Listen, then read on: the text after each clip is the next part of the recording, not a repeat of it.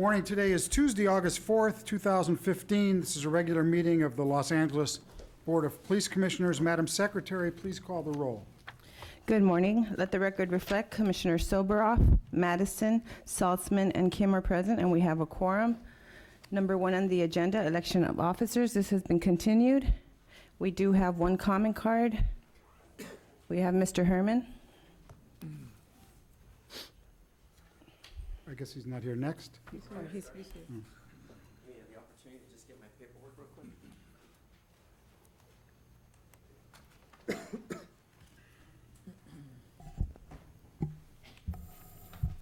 If I might just ask our city attorney whether it makes sense to have public comment or are we required to have public comment on an item which is continued to the following week.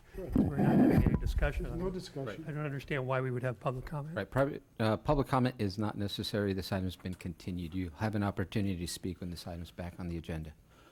Okay, so let's is move it- on. So is it open or closed? The So, item's no, we're- continued, so it's not on the agenda. So you'll have your chances for your other stuff. Okay. Okay. Thank you. Now, item number 2 on the agenda, commission comments. I'm sure I'd like to open it, a couple of things. First of all, thanking and congratulating the many officers who were involved with the Special Olympics. It was basically a proud time for Los Angeles. The world's eyes were upon us. The partnership between LAPD and the Special Olympics, and the Special Olympics Organizing Committee was not just a few-day situation.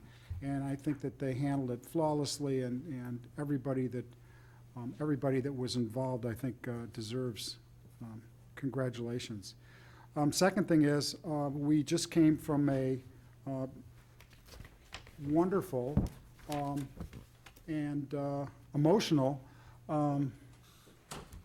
reception for Commissioner Madison. The mayor was there this morning, and so were many other dignitaries, because this is her last meeting, and I wanted to mention that, from my comments in the meeting, that it's been an honor and a pleasure to serve with someone. There's no one like Paula. She's fair, she's honest, she's honorable, and it's been a great experience, and I wanted to let everyone know we had just a wonderful reception, and for the mayor himself to come was really nice. So we're going to miss you.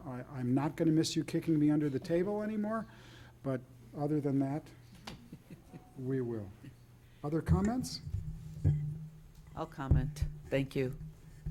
I would like very much to thank you, Steve, and my fellow commissioners and the Inspector General, and certainly our Executive Director, Mr. T. Fank, who's probably doing the hula somewhere on a beach. It's a little early to be doing the hula.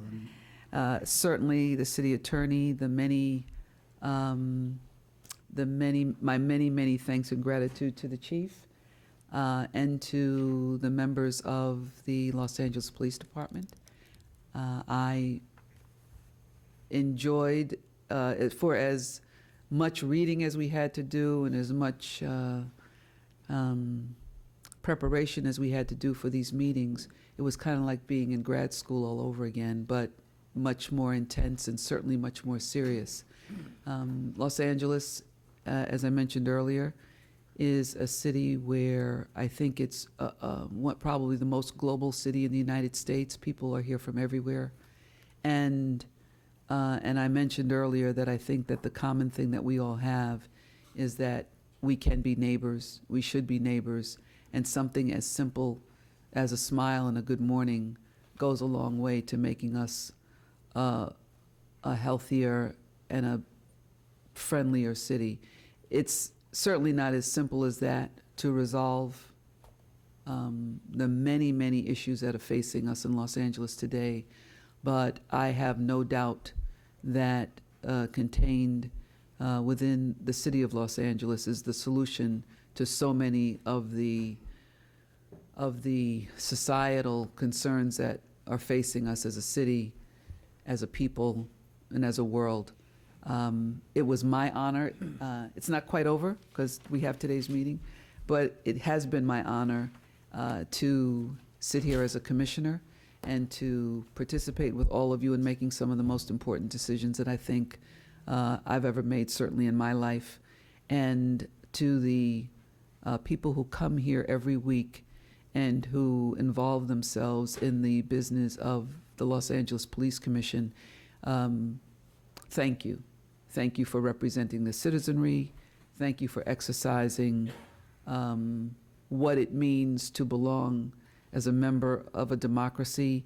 And as a person who's visited many, many nations in the world, I will tell you that there is no place as good as the United States of America. And so for as much as we go through what we're going through here, there is no better place.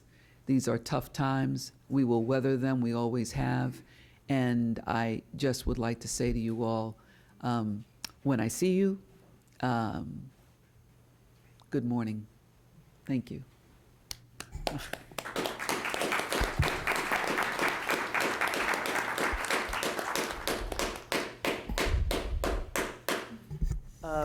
Well, I shared some comments this morning, but I'll just repeat a couple of things that Paula has been a really important and influential voice on the commission because we listened to her.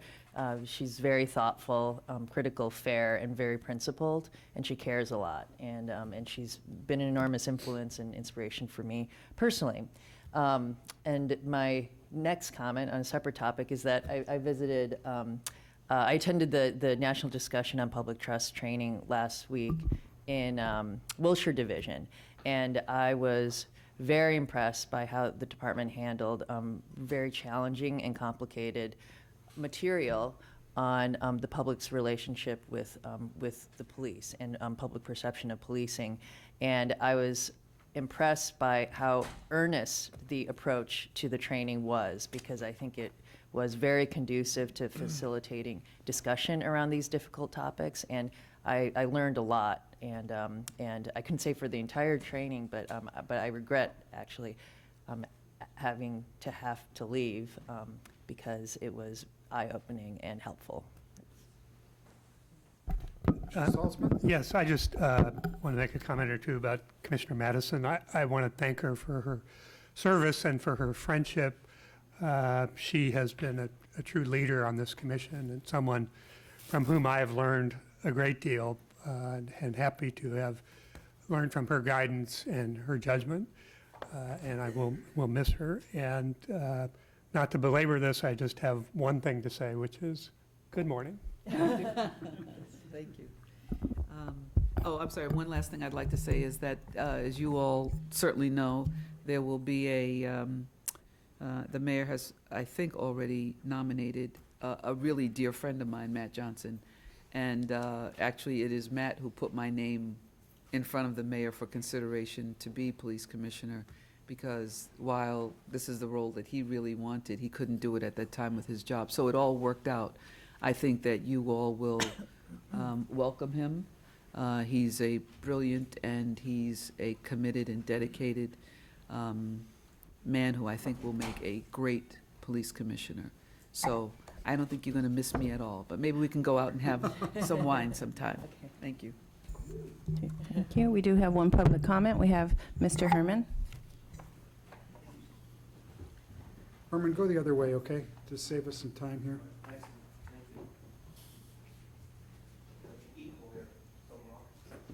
I mean, we can start the clock when he starts walking if you want. He's taking time doing his speech, doing his deal. Is this where I kick you? Yeah, so you can start the clock. That's something nice about Ms. Madison, and is it unconstitutional? These important First Amendment rights are very important, surrounding events that remain facts in dispute. To declare that Ms. Madison did an excellent job, non-biased, not racist, and not white. Although my skin is dark, the inside is red, like a Native American, who has one significant change to ask and should take place. In other words, in as so far as the First Amendment, Mr. Soboroff, that you take away our dignity, our rights. So don't close the door on what direction of equal access I have in this forum. I will take either side, left or right, liberal or racist like you, but not intentionally, because there are good people in this world, Mr. Soboroff. Those that love life, those who help and educate life, and those who teach life. But I can't teach you a damn thing, Mr. Soboroff, because every time I come in here, you have something negative to say about me. And that's why I respond so radical. Not that it's a threat, nor am I unsafe to say so, but it is by willingness to protect and even not to say that I am a serious harm or I offend the deepest values of our American right, First Amendment. For that, of this reason, the many problems are misunderstood in this way, Mr. Soboroff. They seem to involve collisions between society, dignity, and equality, incommensurable values. Get it? Item number 3, the report of the Chief of Police, Chief Beck. Morning, Chief. Good morning, Commissioners. I want to add my voice in gratitude to Commissioner Madison. I don't think that very many people understand exactly the gravity of being a police commissioner and the responsibility and the workload. I've been around the commission for many decades now, worked directly for them, worked directly with them, and see what toll this takes on an individual. It is a tough job, and you know it is a job that has not only great responsibility but a great ability to change the police department, which can change this city. And I just can't thank Paula enough for her service here. It's been a tough time, one of the tougher times to be a police commissioner, and she's handled it with grace, and she's handled it with intellect, and we will miss her. Thank you. So one of the things that Commissioner Soboroff commented on was the Special Olympics, and I want to congratulate the men and women of the Los Angeles Police Department, especially Commander Dennis Cotto for their work with the Special Olympics team. An amazing accomplishment. We had almost no significant incidents and a lot of positive interaction. You know, one of the best things, one of the most rewarding things I've done since I've been chief happened not this Monday, but last Monday. At the Galen Center, they had what they call unified sports with the Special Olympics. So a unified basketball tournament occurred there, and I was privileged to be on one of the teams. And the soul and the compassion and the dedication of these athletes was really beyond special. It was fantastic. I'll share this I'll try to do this as briefly as possible. We had 6 Olympians on our team, and they came from all over the world, and only one of them spoke English. So besides the other challenges that they faced, they had a language differential. And so one young man from South America, from Argentina, was on our team, probably about 20 years old, about my size, athletic. And so we're shooting around before the game, trying to get to know each other, because these are teams put together spontaneously. And he has a great look of concern on his face, and he comes to me, and you know I'm by far the oldest person on the team, so I think he looks to me as a parental figure. And he comes to me, and he has this huge look of concern in his eyes. And I'm trying to find out what's wrong with him, and then he points down at his shoe, and his shoe's untied. And so I helped him tie his shoe, and we got going again. and it just made you realize how difficult this is for so many athletes to come so far to a place where they don't speak the language, and then they have to deal with their challenges that they're born with on top of that. And so, really special, and a great moment for me. And we got to participate in the medal ceremony, and that was a lot of fun. So, a lot of opportunities, a lot of Los Angeles police officers had some very, very positive interactions, a great time for the city of Los Angeles, and hopefully something that reminds people that this is an Olympic city. Speaking of that, are we going to be ready for 2024, Mayor, if we so choose? I mean, Chief. Well, Looks like your guys know how to do it. I'm looking around out there for the next chief because I won't be here. Somebody in these rows here will be more than ready. And Okay, this is a good. great city. I was an officer during the '84 Olympics. It was a great time, and should we have it again, this city is more than up to the challenge. We had not this past weekend, but the weekend before, we had a well-publicized number of gang shootings. I want to commend particularly the South Bureau Commands who are here for their work over this past weekend.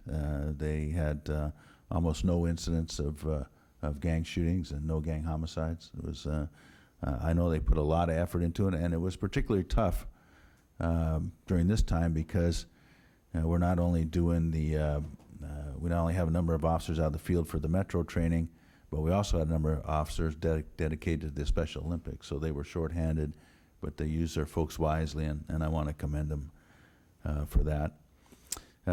Lastly, before I talk about crime, tonight is National Night Out. All of our community police stations will be hosting the community, and I encourage everybody to go to their police station and engage in the activities. We're spending a lot of time on our on building community trust, but all trust starts with relationships, and one of the best ways to build a relationship is face to face, and that's what National Night Out is all about. On to the discussion of crime. We made significant progress in gang crime, although we're still up 13.5%. It wasn't more than a month ago that I was reporting that we were at 19%. So making good progress there. We managed to hold the line on Part 1 crime during the Special Olympics, so we're at 12.1% there. Homicides were down 4.5%. To give you an idea what that means, we've had 150 homicides in the city so far year to date. Last year at this time we had 157. Violent crime, we're hovering right at a 19% increase, and property crime right at 10% increase. Traffic collisions are still up in the city. We're up about 11%. That's 28,000 as compared to 25,000 last year. Driving under the influence accidents are up slightly. Hit and runs are up by about 13%. Motor vehicle versus pedestrians are up 3%. And of course, motor vehicle versus pedestrians are one of the areas that we target with enforcement and engineering the most highly because of the fatality involved. We've had 43 fatalities of motor vehicle versus pedestrians so far this year, as compared to 47 last year. So we're down slightly there. Bicycle-involved traffic collisions, particularly with the creation of all the Sharrow bike lanes. We're interested in this statistic, and we're down 2.1%, and severe accidents are down 7.2%. We're at 9,887 Los Angeles police officers, 2,678 civilian personnel, about 400 level 1 reserves, 372 specialist volunteers, 61 chaplains, and 6,493 young people in our cadet program. That concludes my report. Thank you, Chief. Okay, we do have two public comment cards. We have Mr. Herman and Prentice Jenkins.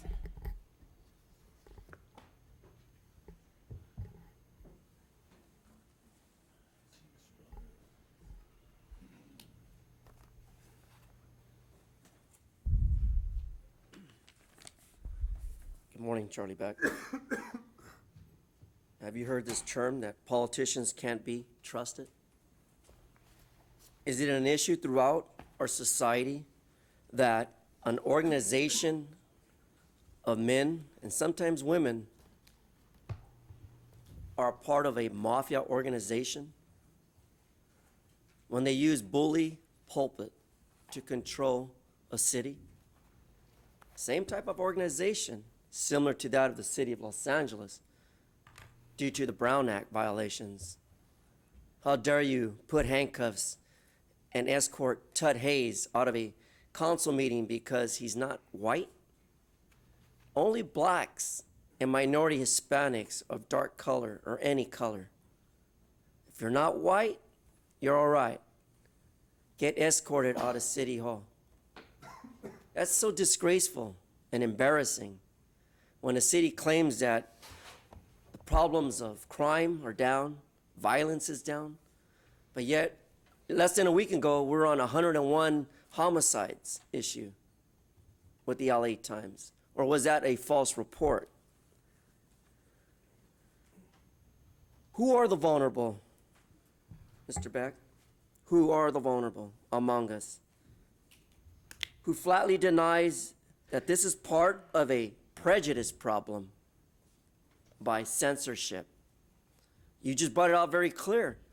A non-spoken human being pointed out that my shoe's untied. And you accepted to bow down and humbly help this person one time. Do it all the time. Protect our rights as citizens, and don't forget to serve and protect. Prentice Jenkins.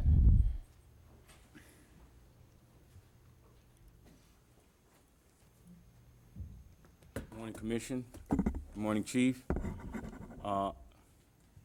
Prentice Jenkins, I'm an activist since 1991 and publisher of City Life newsletter. I was going to speak about something else, but now I have to speak about this. First of all, let me say thank you for your service. Ms. Madison, you've been fair. I may not have liked the decision, but the decision you folks made and yourself made on Ezell Ford was split. And just like my mother said before the Rolling Stones said, you can't always get what you want. And I want to thank you for your service. And also, I've seen your profile, and I know why you're so tough. You represented not just black people, but you represented Asian people, with your mother being Asian. And this is very important, because when you talk about the city is diverse, that's your life. Diversity is your life. My life is just being black, but yours is between two worlds. It's between two different ethnicities. I don't say race because we're all the same race. So you've seen far more than I've seen, and you've experienced far more than I've experienced. And that's probably made you real tough. So I say again, thank you for your service, and I hope we get someone, probably not as good as you, but they're gonna have to do. I'd like to ask, I've given you the sugar, now I gotta give you the salt. I was out there, and I was told when I had to sign in, and the officer told me I had to put my driver's license on my on that sign-in. I want to know if that's accurate, because I only saw 3 other driver's licenses on there, and Mr. Herman didn't have to put his driver's license on there. Why was I being singled out? The next item we're taking off the agenda, so let's go to item number 5. Item number 5, the report of the Inspector General, Mr. Bustamante. Thank you, Commissioners. Just very briefly, I want to echo the comments of the Commissioners and also Chief Beck in saying how much of an honor and a privilege it's been to work with Commissioner Madison. I'm truly going to miss her, and my staff is going to miss her as well, and we wish you absolutely every luck and success in any future endeavors you have, and hope we stay in touch.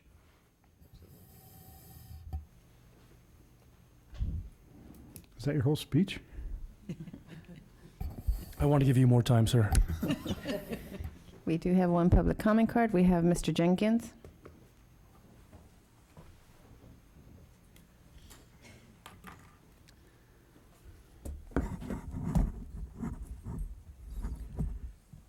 says, "Those who do not remember the past are doomed to repeat it."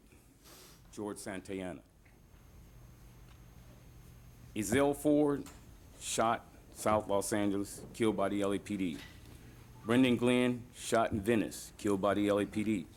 Charlie Quinane, Africa, shot on Skid Row and killed by the LAPD. Walter De Leon, shot in the head, Los Feliz, wounded by the LAPD. These men who were shot to death have no voice, but they cry from the grave, just like slaves continue to cry from the grave for justice, just like Jewish people cry from the grave for justice. These men cry for the grave for justice. They can't speak, but I'm here to speak for them. I'll continue to be here to speak for them and find out why these men are dead. They were minding their own business in their communities. Charlie Africa, there's a quote, I'm for the truth, no matter who tells me. You want to stay on topic, Inspector I am General? on topic, and you're You haven't said the words interrupting. Inspector But General this once. is, I understand this is a significant incident. Okay. Please, do Tie not it together for interrupt me. me. You have to put 15 seconds on there because you interrupted me. If you go on topic, I'll give you the I 15 am seconds. on topic, sir. No, I don't get it. Quit interrupting me, please. I'm for the truth no matter who tells it. I'm for justice no matter who it's for or against. Malcolm X. Charlie Africa, or Charlie Quinane, was on methamphetamines. So people would assume that's why he was shot. But if you were in those, if you go down Skid Row, a lot of those people are on methamphetamines. And they didn't get shot. He was minding his own business. We need to know, was there a call on him? Did the dispatcher call and say, this man is crazy, and the cops went to get him? Why did those cops approach Charlie Africa? We do have Mr. Herman also.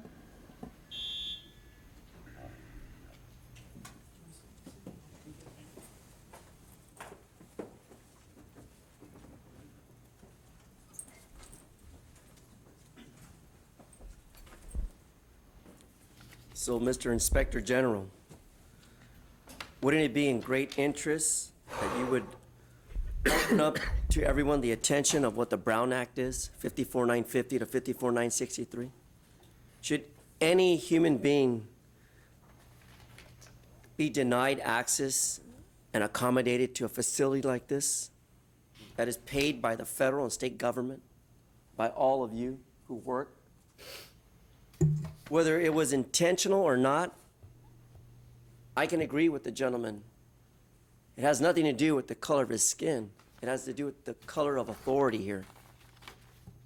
We're here on a constant basis because we're respecting the rights of every person to be heard and for you to listen to, as Ms. Madison gracefully has done in her decisions on behalf of all public interest and concern, along with Mr. Inspector General Bustamante. Incidentally, though, Mr. Bustamante has a conflict.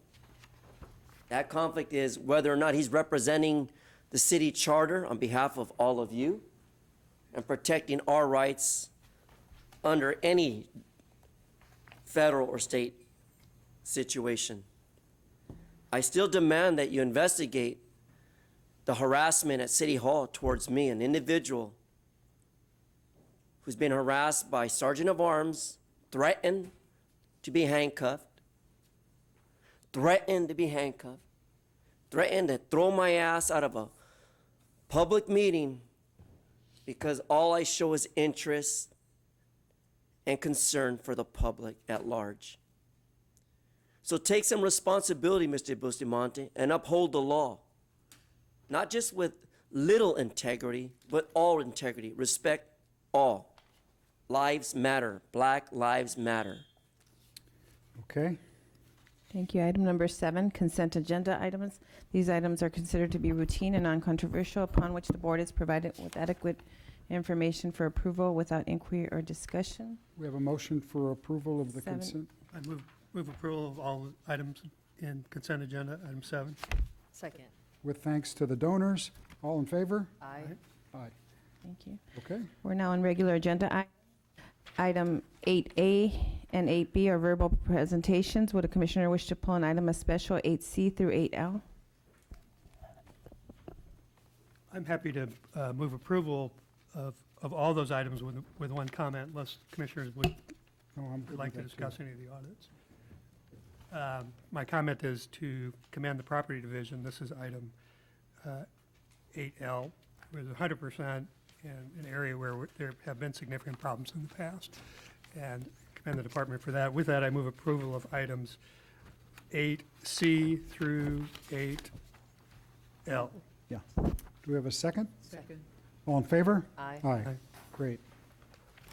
Okay, we will begin with 8A, Department's verbal presentation and discussion relative to the status of the review of the Los Angeles Police Department area station security cameras. Thanks for coming, everybody.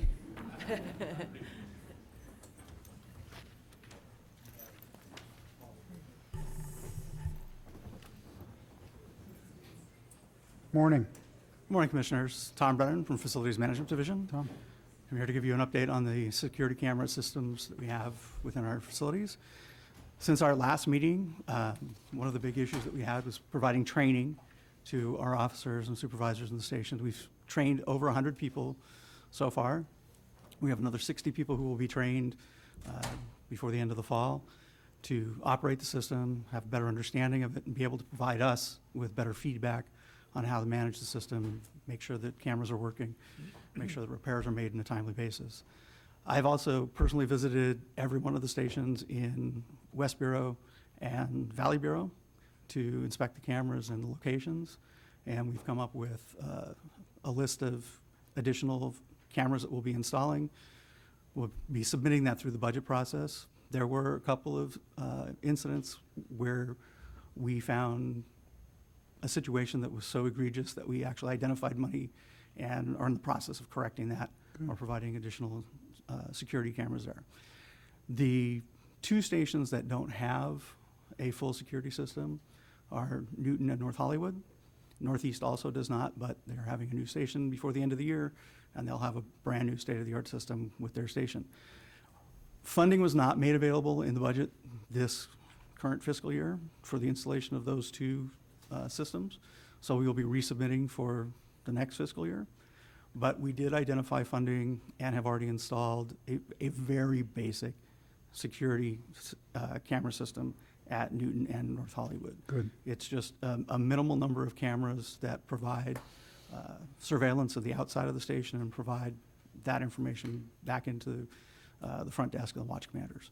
So there's some additional adjustments that we'll be making to that during this fiscal year, but until we get the full funding, they won't have a full system. Questions, anyone? Chief? Anything? Questions? No. No. I think, great work, yeah, Thank you very much. great work, thank you. Thank you. Important. Okay, we're now on item 8B, Department's verbal presentation and discussion relative to the current status and response to recent gang violence in Operation South Bureau. Come on up, gentlemen. Good morning.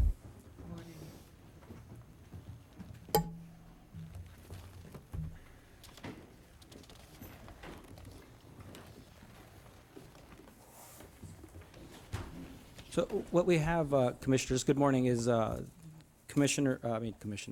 Chief Scott, not Commissioner Scott, Chief Scott and the area commanding officers who have addressed violent crime for this last year. As you know, we've consistently improved from where we were in mid-March in terms of violent crime. For South Bureau, in mid-March, we were up at close to 38%. We've reduced that significantly down to about 13% in terms of violent crime. These last 10 days, however, have been significant to us in terms of individual incidents that have occurred in South Bureau, and we've been over our goal each day.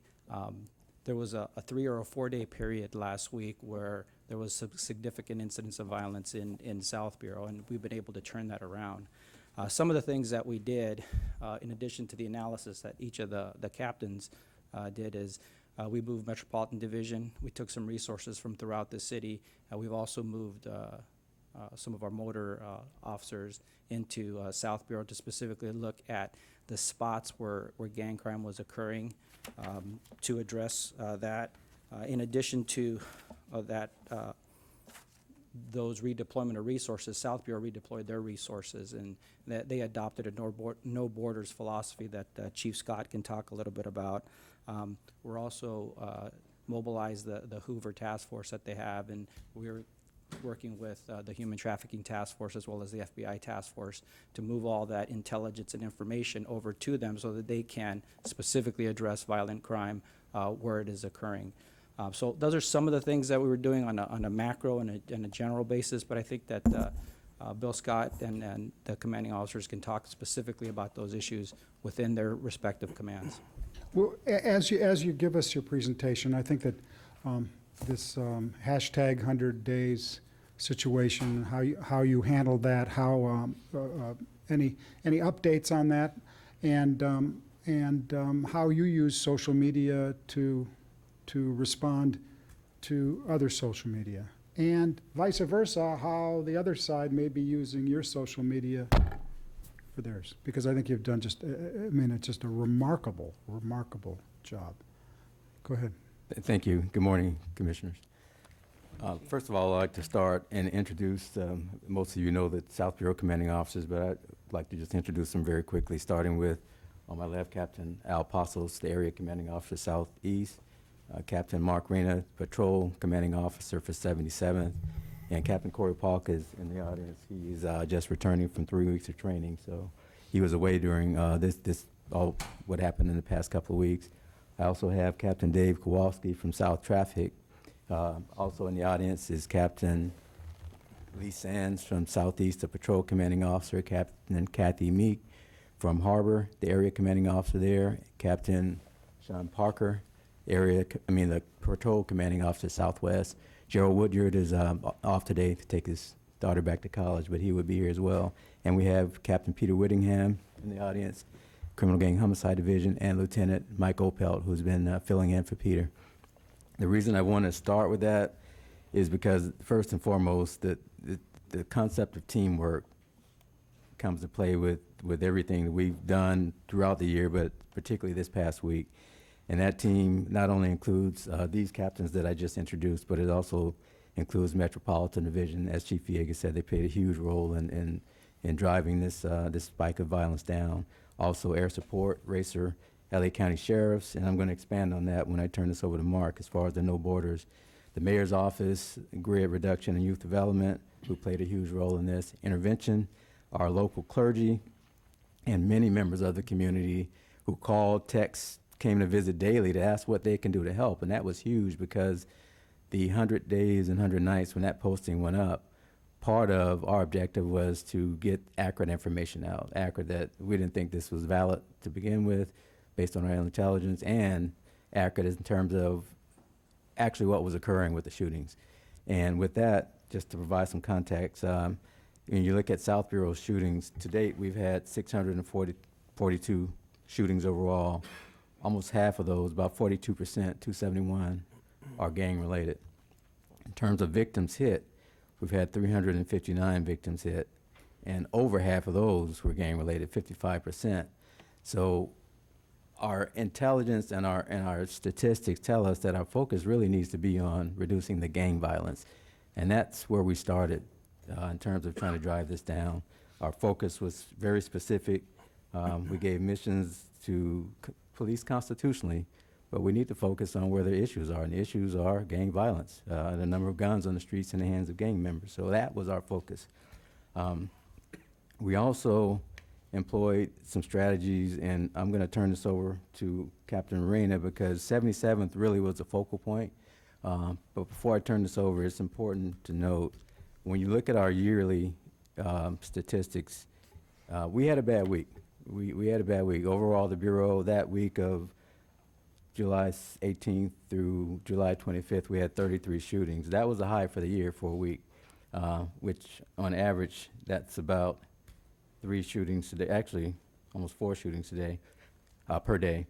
The following week, after we came together as a team and really pulled out all the stops in terms of the teamwork and doing what we needed to do, we reduced that to almost one shooting per day, which still is unfortunate, but it's a significant reduction. And how we did that, I'm going to turn this over to Captain Reyna to kind of explain how we did that. Thank you. Good morning.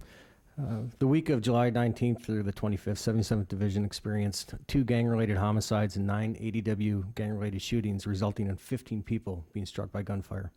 5 of the 15 people struck occurred within a 5-hour period on Saturday, July 25th, which resulted in our tactical alert for South Bureau.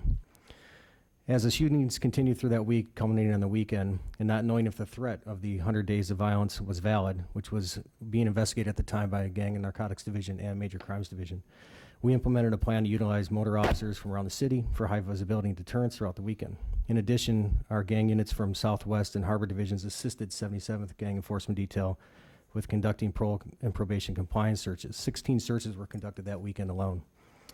On Sunday, a strategic plan was implemented utilizing 77th Gangs, 77th PCU, and Metropolitan Division to conduct parole and probation searches, as well as conduct specific field enforcement in designated areas based on violence and intelligence gathered by 77th Division gang detectives. We also partner with the Los Angeles Sheriff's Department and have been exchanging information with them so that we can understand what is happening on the county side so that we can deploy effectively in the city. In addition, the Los Angeles County Probation Department committed their disarm team to assist 77th Division. To date, they've conducted 2 full days of parole and probation compliance searches with operations planned at least 3 times a week indefinitely. As we speak, they're currently conducting 8 additional compliance searches. From July 25th to August 3rd, this collaborative effort between 77th officers, metropolitan officers, and the county probation has resulted in 48 compliance searches, 39 arrests, and the recovery of 22 handguns and rifles. The majority of the arrests were gang-related. Our department's fugitive apprehension team is now joined and are assisting in this team effort. We truly believe that because of this strategic plan and the team effort put forth by 77th Division, 77th Division has seen a dramatic reduction in gang-related shootings when compared to the prior week, with only 2 shootings resulting in 1 person being struck. When comparing the last 2 weeks, this is a 70% reduction in ADW shootings, a 93% reduction in the number of people struck by gunfire, and 100% reduction in homicides. There's much more that we did with our strategic plan. On Monday, July 27th, after the weekend of the hype of the 100 Days and Nights of Violence, we convened an emergency meeting of all our gang interventionists at 77th Station. During that meeting, we dispelled the rumors related to 100 Days and Nights of Violence, while at the same time encouraged our interventionists to assist us with speaking with gang members who were feuding to attempt to have them stop the violent confrontations. I also met with our clergy council and again spoke about the misleading social media posts related to the 100 Days and Nights of Violence and requested that they reach out to their communities and congregations in an effort to help reduce the violence and inform our community members regarding the 100 Days and Nights of Violence hoax. Furthermore, our 11 senior lead officers were tasked with identifying 10 locations, such as the government building on 83rd in Vermont, which houses the Department of Children and Family Services, and other key community members and groups, and to speak to them about the lack of validity to this online hoax, as well as to reassure them that they were safe. In addition, the 77 SLOs, along with supervisors in 77th Division, utilized social media to assure our members of our community that they were safe and that the 100 Days and Nights of Violence appeared to be an online hoax. Finally, patrol supervision conducted roll call on the street 9 times last week alone in the areas most affected by the violence the previous week.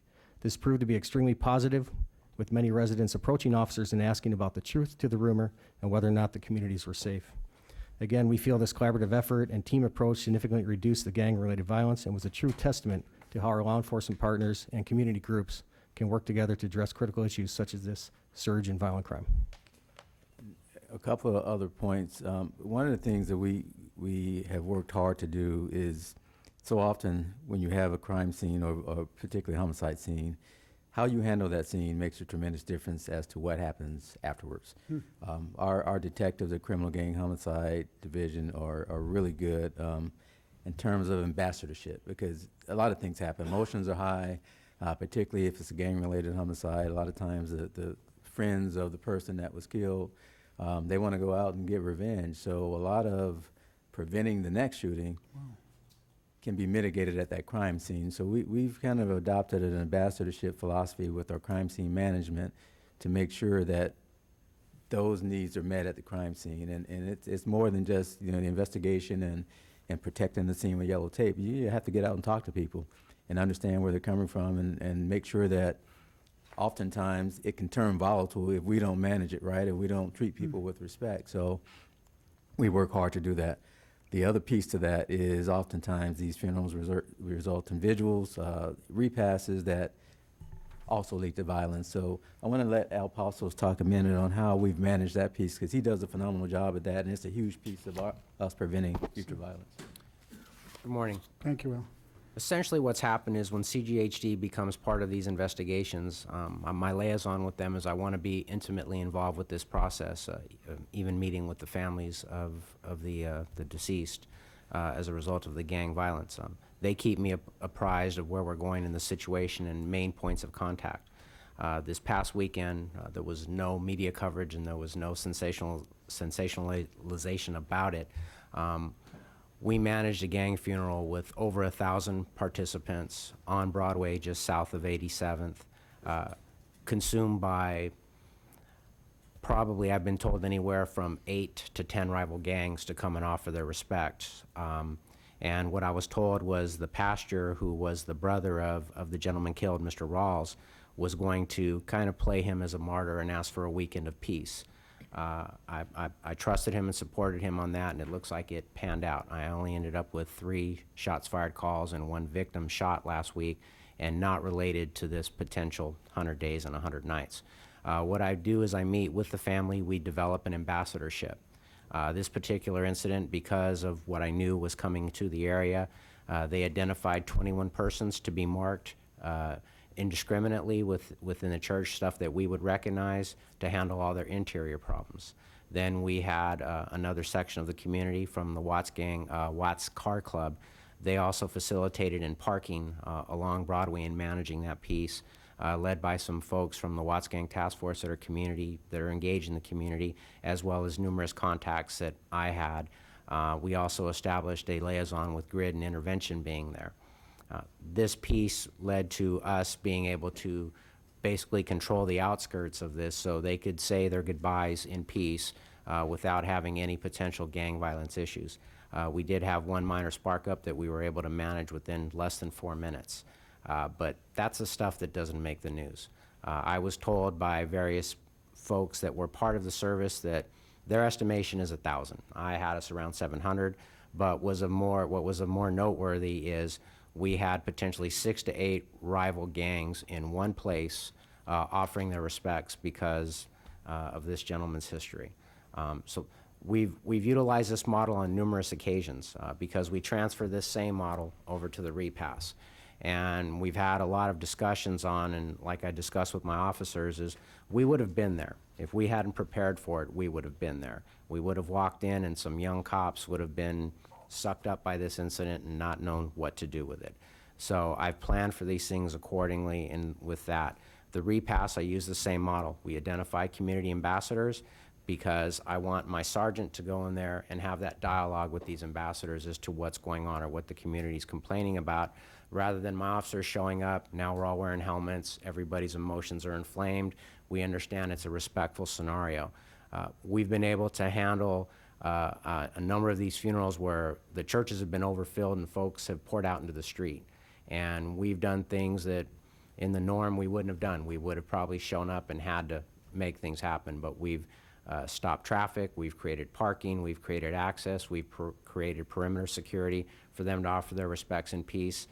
It's paid dividends that I can't even account for.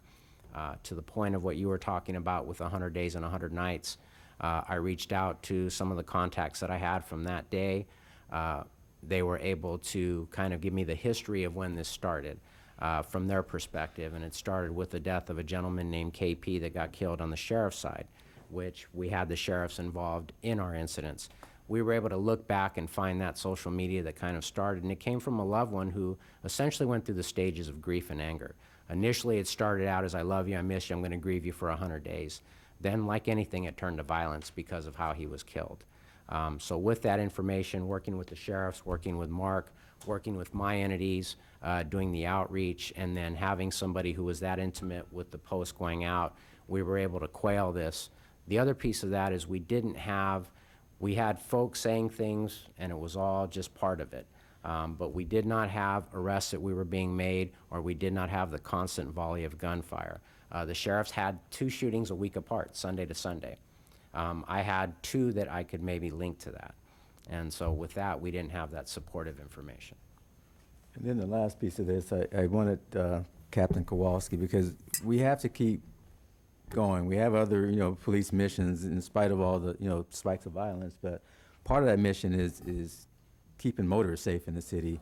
And Captain Kowalski does an excellent job of coordinating that piece, but putting his traffic resources where we need the most to stem the violence. So, David, you can mention how we... Good morning. Thank you, Dave. Like the chief said, we've taken an approach with both not only enforcement, but education and outreach to the community, especially during this time. As soon as these shootings occurred, we moved our motor resources to specifically to 77th and Southeast, No Borders, to cover the area and support Captain Reyna and his resources there to quail any further shootings, and they've been there since. Secondly, this past Saturday, August 1st, we were able to utilize our federal grant money towards DUI enforcement, and we deployed an additional 6 motor officers in 77 during one of the busiest nights of the week.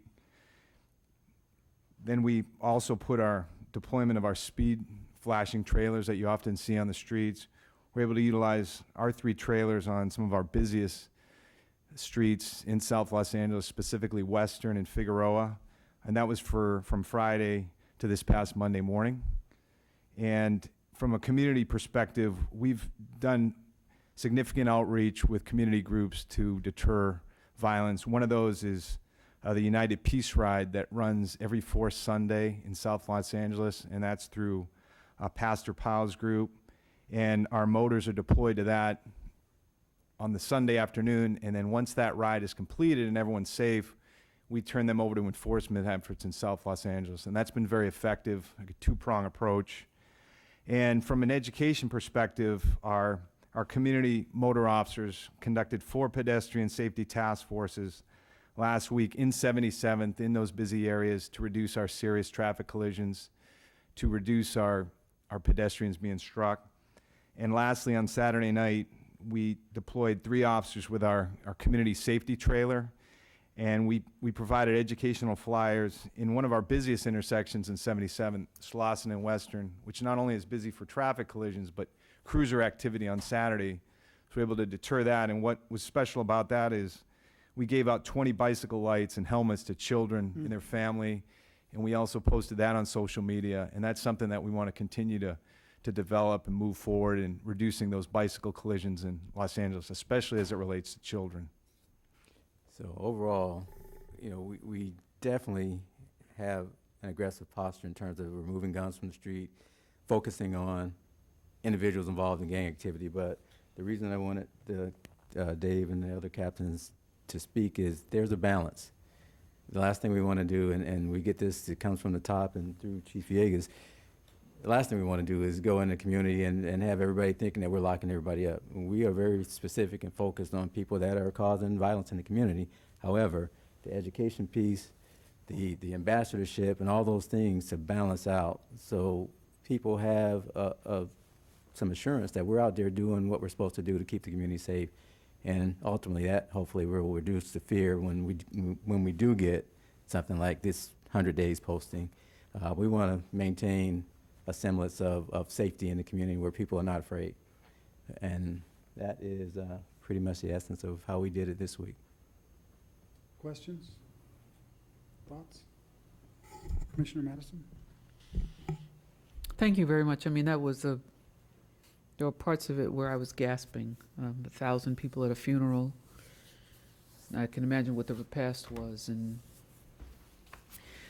But it sounds like what you were able to do is sort of shift resources that would have been deployed anyway, sort of somewhere, but to get the visibility, you moved it into the area where this was, where a lot of the shooting activity was, so that people saw that there was a greater police presence. And is that what was happening? Because part of what I wonder is, I don't imagine that there's all kinds of other discretionary funds when something like this comes up.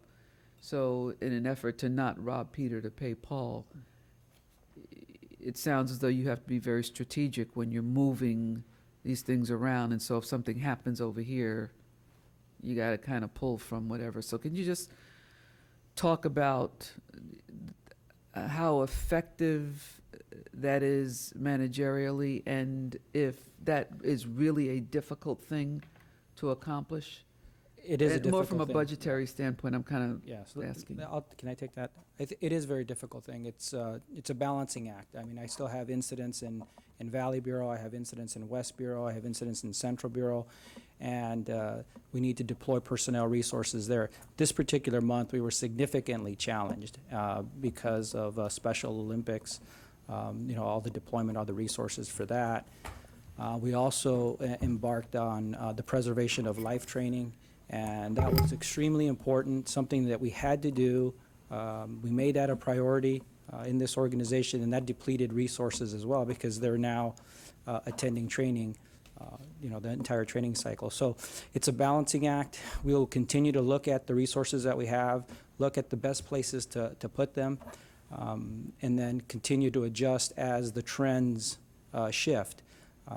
One of the things that is going to be important to us is when Metropolitan gets fully functional, I believe that'll be in October, November, after they're done with all their training.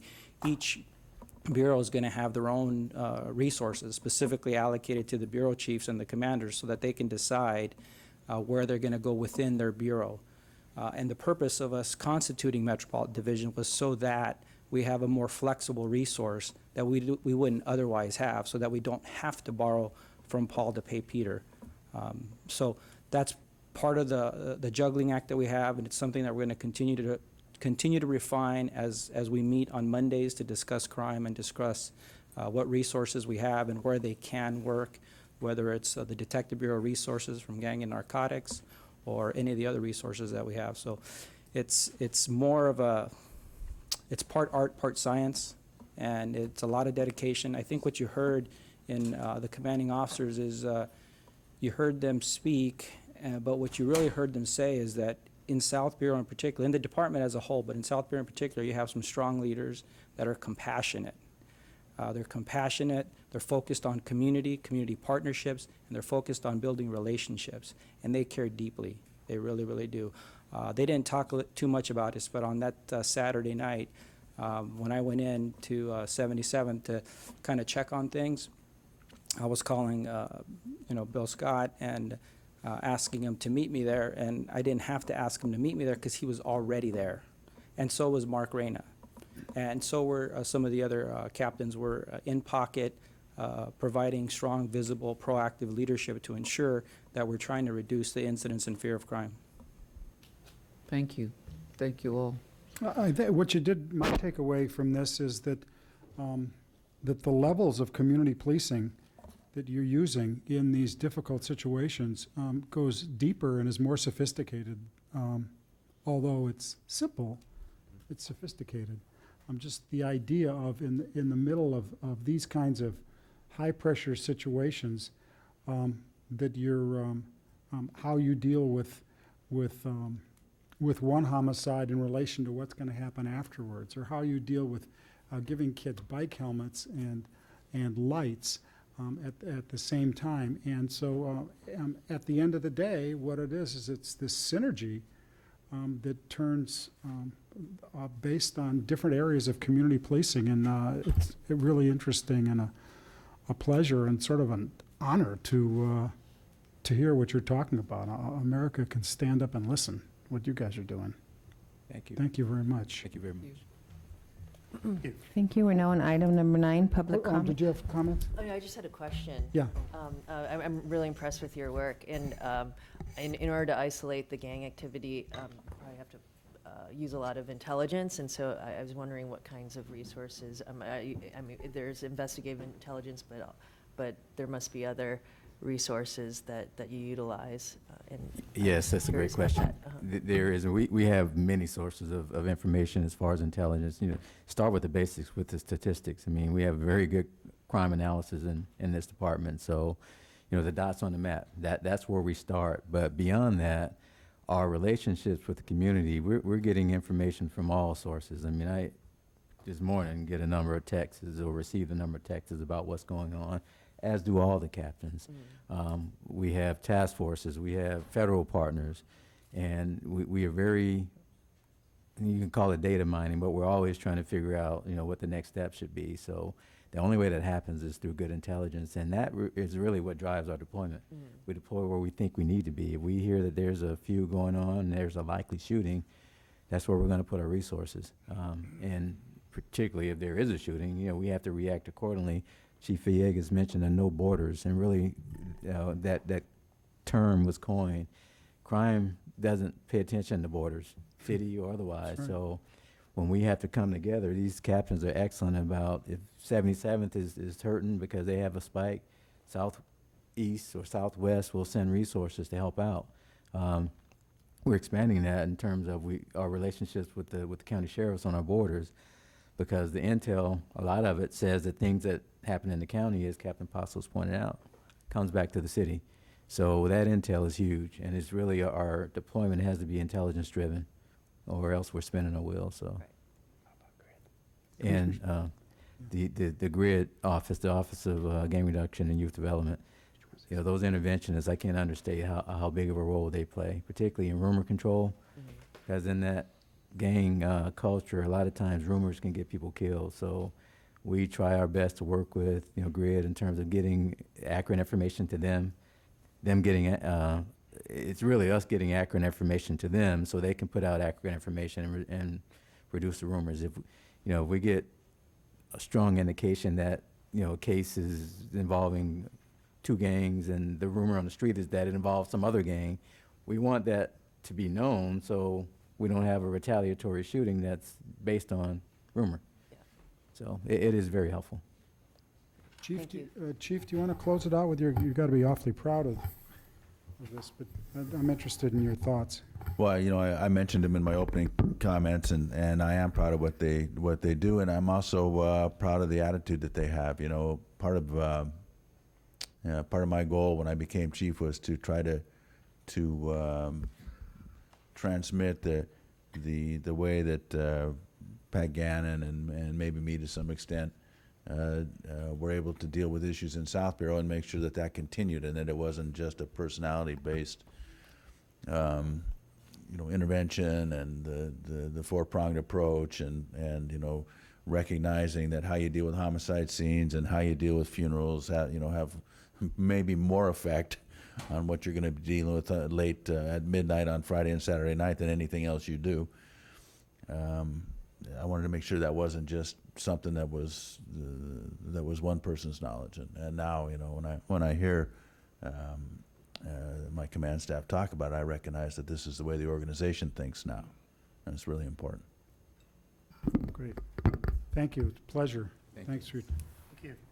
Be safe, guys. Thanks for what you're doing. Okay, we're now on item number 9, public comment. We have 2 comment cards, Prentice Jenkins Interesting, huh? and Hugh Schurtz.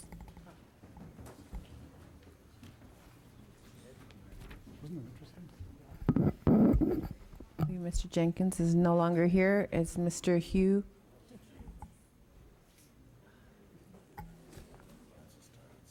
The other speaker isn't here either? Okay, neither speaker is here. Oh. Okay. Oh, he's here? Okay. Okay, go ahead.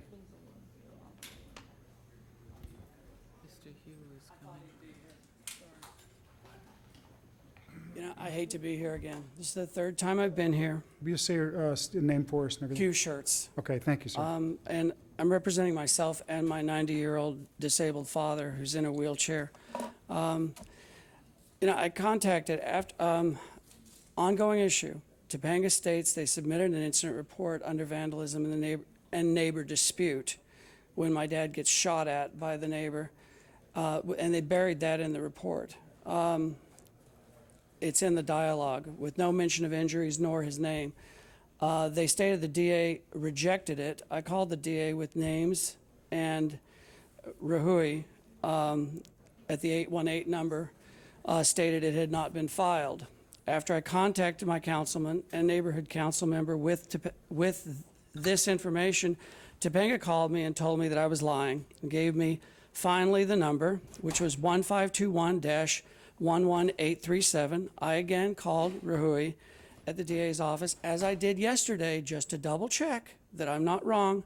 And again, it has never been filed.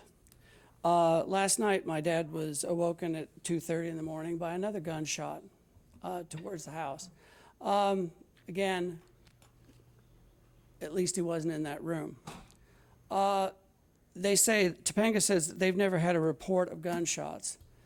We've had reports constantly. My neighbors across the street have called, neighbors up from it have called. It's ridiculous.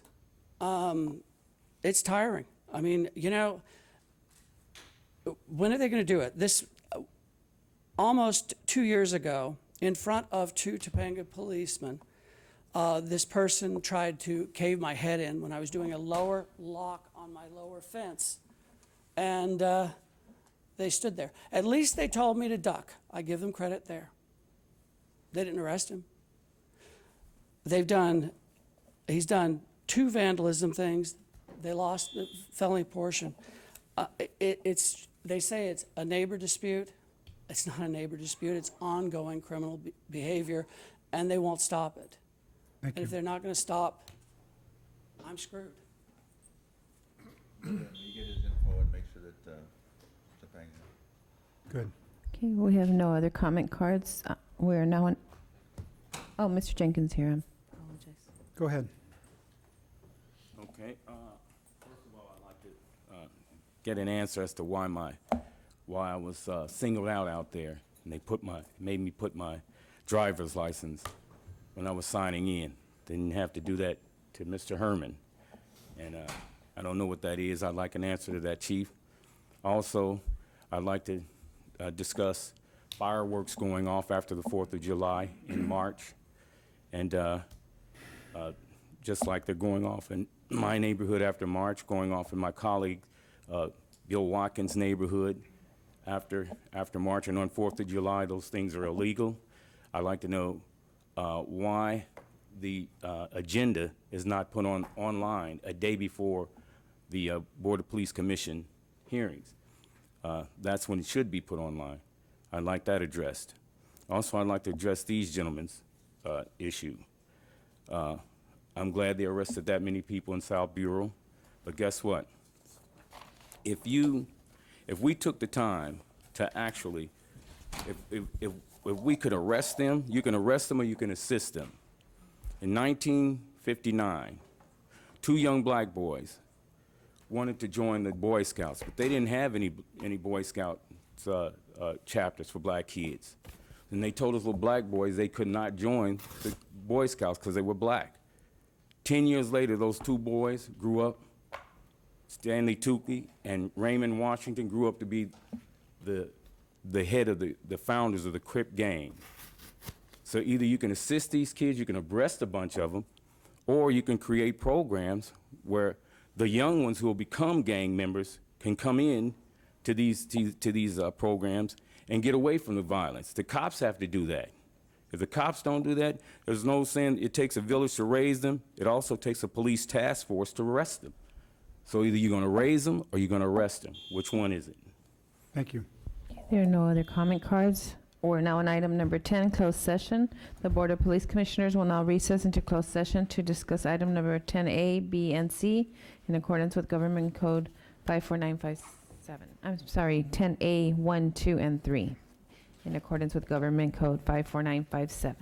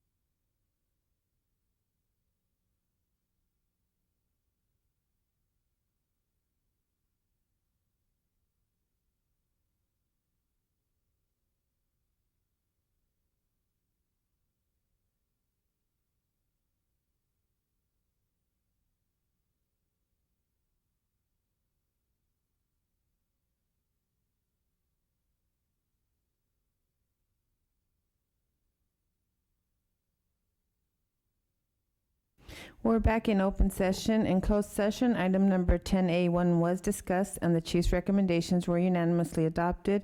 In closed session, item number 10A2 was discussed and the chief's recommendations were unanimously adopted. And in closed session, item number 10A3, the rationale was adopted. Mr. President, is there a motion for adjournment? Second. All in favor? Thank you. Meeting adjourned.